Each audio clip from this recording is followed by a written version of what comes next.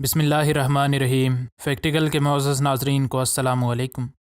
ناظرین محترم، ان لکڑی کاٹنے والے لوگوں نے ایک پرانا درخت کاٹا اور جب اس درخت کے اندر دیکھا تو انہیں اپنی آنکھوں پر یقین نہیں آیا۔ درخت کاٹنے والے لوگوں کے لیے درخت کاٹنا ایک بورنگ کام سے زیادہ نہیں ہے، اور انہیں معلوم ہوتا ہے کہ ماسوائے درختوں کو گرتے ہوئے دیکھنے کے دن میں شاید انہیں اور کچھ دیکھنے کو نہ ملے۔ یہ سارا دن درخت کاٹتے ہیں اور پھر ان درختوں کو پروسیسنگ پلانٹ پر لایا جاتا ہے۔ اس کے بعد ان درختوں سے تختہ یا پھر کاغذ بنا دیا جاتا ہے۔ ان لوگوں کے لیے یہ کام روزمرہ کی روٹین بن جاتا ہے، لیکن کسے معلوم تھا کہ آج سب کام ان کی روٹین سے ہٹ کر ہونے والے ہیں۔ جارجیا کرافٹ اینڈ کو ایک پیپر ملنگ کی کمپنی ہے جو کہ کاغذ بناتی ہے۔ ان کے کام کا بنیادی جز لکڑی کے ذریعے کاغذ بنانا ہے، اس لیے انہیں بہت سے درخت کاٹنے پڑتے ہیں تاکہ وہ کاغذ بنانے کے لیے مطلوبہ لکڑی حاصل کریں۔ ایک دن ان کی ایک ٹیم درخت کاٹنے کے لیے جنگل میں گئی، اور انہیں شاید اس بات کا اندازہ نہیں تھا کہ ایک کھوکھلے درخت کے اندر ایک سرپرائز ان کا منتظر ہوگا۔ ان لوگوں کا مقصد زیادہ تر امریکن چیسٹنٹ ٹری کو کاٹنا ہوتا تھا۔ اس درخت کو اس انڈسٹری میں زیادہ اس لیے پسند کیا جاتا ہے کیونکہ یہ درخت عام اوک کی نسبت 4 گنا زیادہ رفتار سے بڑھتا ہے۔ اس وجہ سے اس قسم کے درختوں کو بے دریغ کاٹا گیا، اور اب ایسے درخت ڈھونڈنے سے بھی کم ہی ملتے ہیں۔ ان درختوں کی لکڑی کی شہرت کی ایک اور وجہ بھی ہے، اور وہ یہ کہ اس درخت کی لکڑی نمی یا پانی سے خراب نہیں ہوتی، اور یہ خصوصیت ناظرین یاد رکھیں کیونکہ اس کے ساتھ ویڈیو کے موضوع کا تعلق ہے۔ اس دن جب یہ لوگ جنگل میں آئے تو سب سے پہلے ان نے ان درختوں پر نشان لگائے جن کو وہ گرانا چاہتے تھے۔ ان لوگوں نے کام شروع کیا، لیکن وہ جب ایک درخت کو کاٹنے گئے تو انہیں جلد ہی اندازہ ہو گیا کہ یہ درخت اندر سے خالی ہے۔ اگرچہ ایک کھوکھلا درخت ان لوگوں کے لیے کسی کام کا نہیں ہوتا جو کہ درختوں سے تختے بناتے ہیں، لیکن ان لوگوں نے پیپر کے لیے پلپ بنانی تھی، اس لیے وہ اس کھوکھلے درخت کو بھی اس بات سے مبرہ ہو کر کاٹتے رہے کہ اس کے اندر کیا ہے۔ آخر یہ درخت گر گیا اور اب اس کے چھوٹے چھوٹے ٹکڑے کرنے تھے تاکہ اس کو ٹرک پر لادا جا سکے، لیکن پھر اسی وقت انہیں اس کھوکھلے درخت کے اندر کچھ اب نارمل نظر آیا۔ انہوں نے نوٹس کیا کہ اس درخت کے اندر کوئی چیز موجود ہے جس کی وجہ سے اس درخت سے روشنی آگے نہیں جا پا رہی۔ انہیں جب اس درخت کے کھوکھلے تنے کے اندر غور سے دیکھا تو ہر کوئی خوف سے پیچھے ہٹ گیا۔ اس کے اندر کوئی چیز تھی جس کے دانت نظر آ رہے تھے، اور بظاہر یہ چیز ان کی طرف دیکھ رہی تھی جیسے وہ ان پر ابھی حملہ کرنے والی ہو۔ اس چیز کے تیز دانت کسی شکاری جانور کی طرح لگ رہے تھے اور اس کے پنجے بھی سامنے نظر آ رہے تھے۔ ان نے جب اس پر غور کیا تو انہیں یہ چیز ایک کتے کی طرح لگی جو کہ ایک عرصے کے لیے کسی ایک جگہ منجمد ہو گیا ہو۔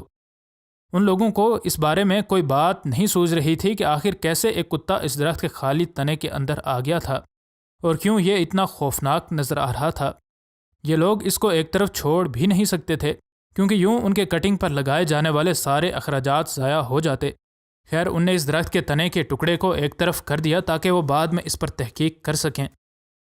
اس وقت تو ان لوگوں نے اس کو ایک طرف کر دیا تاکہ وہ بعد میں اس پر تحقیق کر سکیں، لیکن یہ لوگ اس پر بعد میں بھی تحقیق کر کے کچھ حاصل نہ کر سکے کیونکہ انہیں اس بارے میں پتہ نہیں چل سکا کہ ایک کتا اس درخت کے تنے کے اندر آخر کیسے آ گیا تھا، اور کیسے اس کی لاش وقت گزرنے کے ساتھ خراب نہ ہوئی اور اتنی اچھی طرح پریزرو تھی۔ چونکہ ان لوگوں کا یہ کاروبار تھا، اس لیے ان نے اس کو بھلا کر اپنے کام پر توجہ دینا شروع کر دی۔ اس واقعے کے تقریباً 1 سال بعد اس علاقے میں ایک عجائب گھر کھلا جس میں خاص طور پر جنگلات اور لکڑی سے جڑے نمونے رکھے جانے تھے۔ ان لوگوں کو جب اس میوزیم کے بارے میں پتہ چلا تو ان لوگوں نے فوراً سے اس کھوکھلے درخت اور اس میں موجود حنوط شدہ کتے کو ان کے حوالے کرنے کا فیصلہ کیا تاکہ وہ اس پر تحقیق کر کے اس پراسرار معمے کو حل کر سکیں۔ اس میوزیم کو جب اس بارے میں پتہ چلا تو انہوں نے فوراً اندازہ لگا لیا کہ لوگوں کو اس کے بارے میں بہت تجسس ہوگا، اور اگر ہم اس کی اصلیت تک پہنچ جاتے ہیں تو وہ یقیناً اس کو دیکھنے کے لیے دور دور سے آئیں گے۔ انہوں نے اس راز کو فاش کرنے کے لیے ایکسپرٹس کی ایک ٹیم کو اکٹھا کیا اور ان کے ذمے یہ کام لگایا کہ وہ پتہ کریں کہ آخر اس کھوکھلے درخت کے اندر اس کتے کی لاش کہاں سے آئی، اور وقت گزرنے کے باوجود یہ لاش اتنی بہترین حالت میں کیسے ہے حالانکہ اس کو حنوط نہیں کیا گیا تھا۔ آخر ایک بایولوجیکل اینتھروپولوجسٹ نے یہ جواب نکالا کہ چونکہ چیسٹنٹ کے درخت کی لکڑی پانی اور نمی میں خراب نہیں ہوتی، اس لیے اس کتے کی لاش بھی اس درخت کے اندر خراب نہیں ہوئی، اور اس کی وجہ یہ ہے کہ اس درخت کی لکڑی موئسچر کو ایبزارب کر لیتی ہے، اور یوں اس کتے کی لاش تک نمی نہیں پہنچ سکی، اور اس وجہ سے اس کی لاش کو کھانے والے مائکروبز بھی اس درخت کے اندر پرورش نہ پا سکے، اور یوں یہ لاش قدرتی طور پر حنوط ہو گئی۔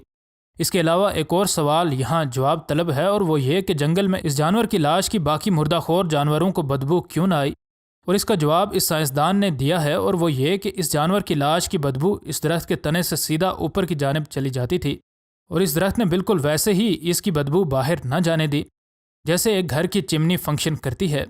اس درخت کے تنے میں یہ کتا پھنسا کیسے، اس بارے میں کوئی خاطر خواہ جواب نہ مل سکا، لیکن محققین کہتے ہیں کہ یہ کتا ایک شکاری کتا لگتا ہے اور یہ کسی گلہری یا ریکون کا پیچھا کرتے کرتے اس درخت پر چڑھا اور پھر اس کھوکھلے درخت کے تنے میں پھنس کر بھوک و پیاس سے مر گیا۔